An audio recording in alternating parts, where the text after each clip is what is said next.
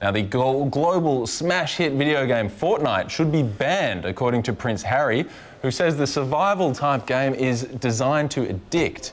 Now, adults have taken issue with video games for a long time. That's nothing new, and for many reasons too. This particular game has 200 million registered players, of course, the majority of whom are young kids and young people. So, does the Duke have a point? For tonight's Taking Stock, we're joined by Richard Miles, Pro Vice-Chancellor at the University of Sydney, and Stephen Scheeler, the digital CEO and former CEO of Facebook Australia. Thank you both for being with us. Now, these kids and their video games, eh? I mean, it's not a brand new conversation, but here's Prince Harry saying that Fortnite, the biggest one, should be banned. What do you think, Richard? Well, I have an 11-year-old son who I have a running battle with every day and every night to stop him playing this game. It is, I'm sure it's addictive. He would play it all day if he could. Right. But the dilemma is that it's the cheapest nanny out there, right? Yeah, well, that's a good point too. I mean, this is surely a bit of a problem if it is as addictive as we're hearing. Stephen, what do you think? Yeah, I mean, I can think back to my own youth well before video games, and there were things that we were addicted to, you know, playing Monopoly or playing Scrabble or watching TV or whatever, you know, Saturday morning cartoons.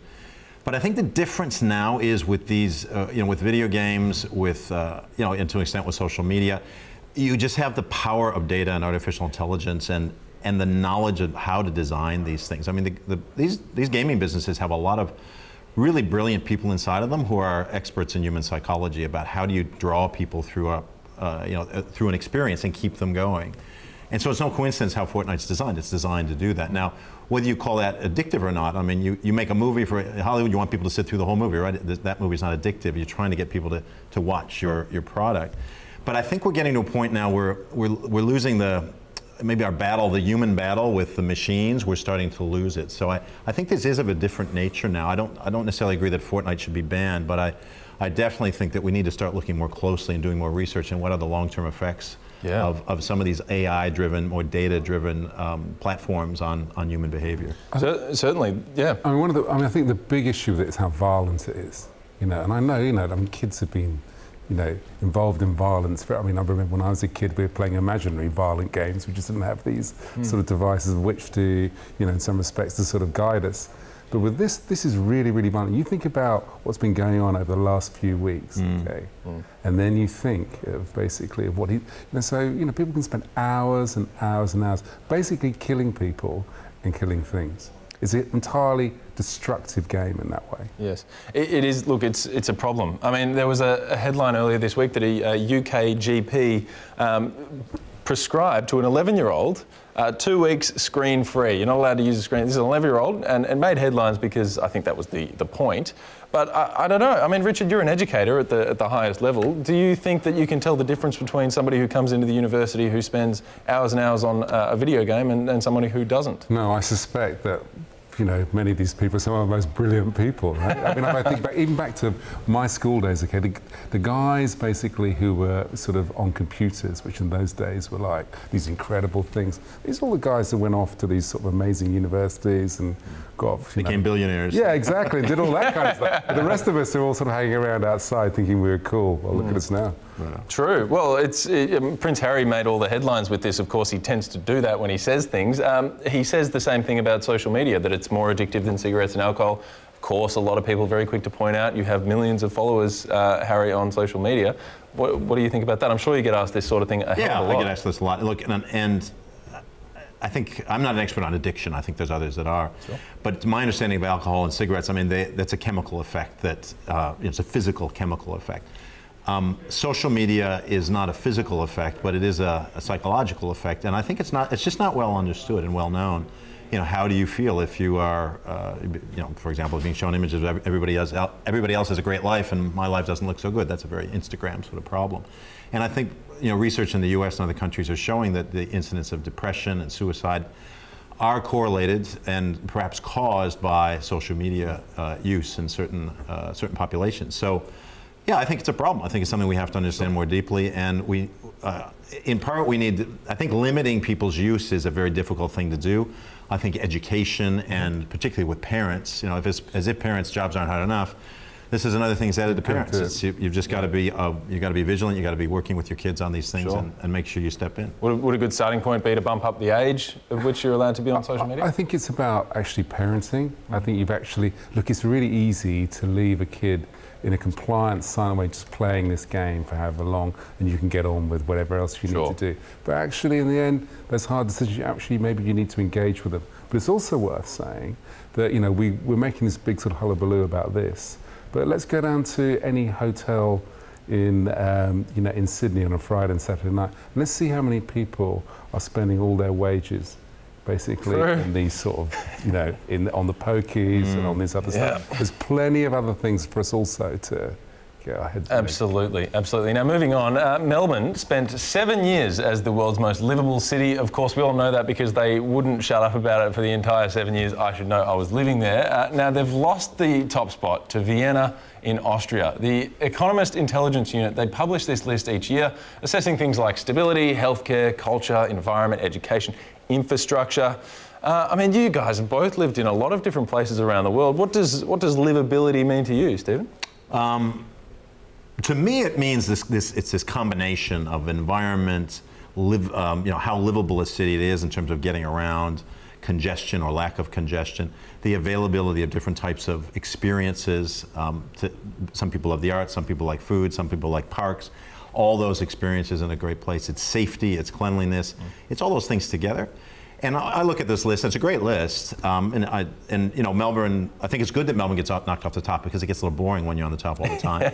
But look at the top 10 or 20 cities, they're all pretty much the same. You're looking at fine distinctions, and a lot of these lists, they should be just ranked, essentially. I think they should be like, here's the best cities in the world, here's the next best. Yep. And they're just groups. I think saying that Vienna is, 2 points better than Melbourne, it's just, it's not necessarily true. It's a headline grabber for sure. Richard, what do you think?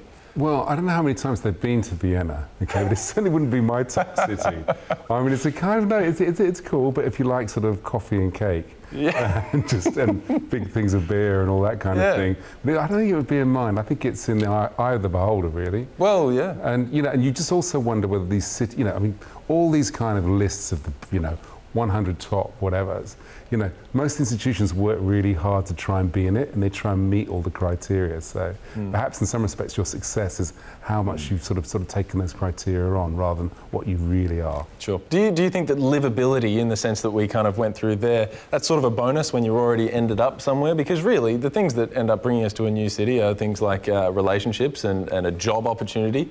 Are you making decisions on where to live based on those sorts of things? So I moved from the UK to Sydney 9 years ago.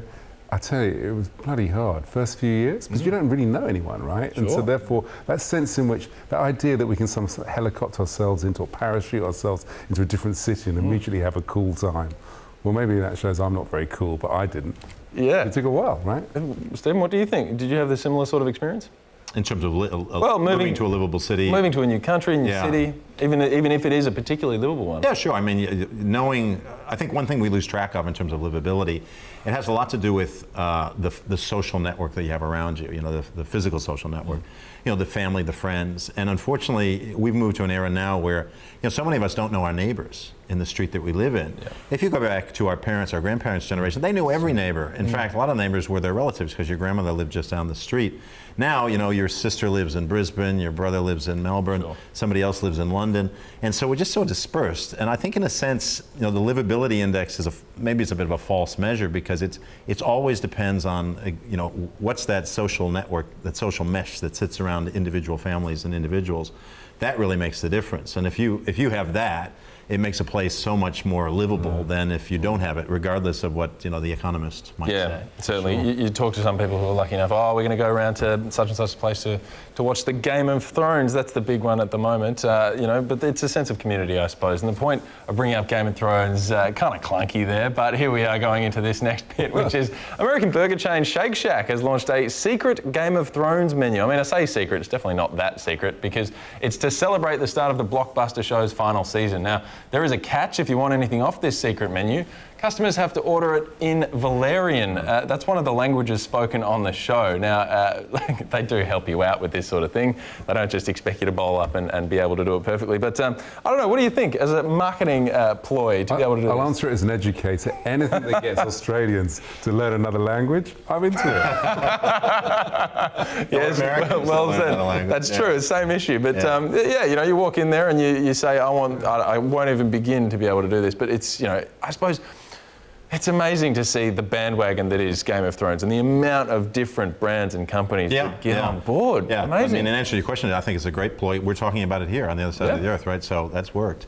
It sparks conversations all over the world through social media and here as well.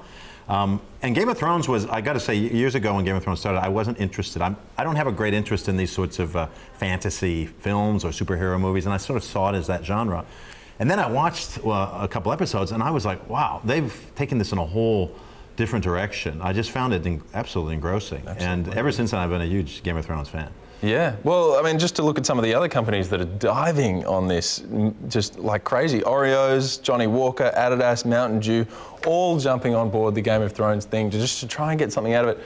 Your money, not immune. We're doing a show about Game of Thrones on the 12th. Everybody should tune in for that. The business of for that, exactly, because there is a hell of a business to it. I guess I wonder... Are you dressing up for it? Oh, yeah. Yeah, you're going to want to be around for that one. Mate, can't you tell? Exactly. Well, this is... so this is the thing. We've seen... So there was Star Trek, and then there were Trekkies, and people were speaking Klingon. Is this what we're going to see in years to come? Do you think people are that obsessed with Game of Thrones? Yeah, because it'll have a big retro appeal as well. And you know, I think you're absolutely right about this. It was really clever. I mean, these people have obviously read a lot of Machiavelli, right? And it's absolutely straight out of Machiavelli, the way you sort of use and abuse power. It's really, really clever, the whole thing. Yep, love it. Absolutely. Okay, fantastic. Stephen Scheeler and Richard Miles, thank you so much for going through some interesting little topics there tonight.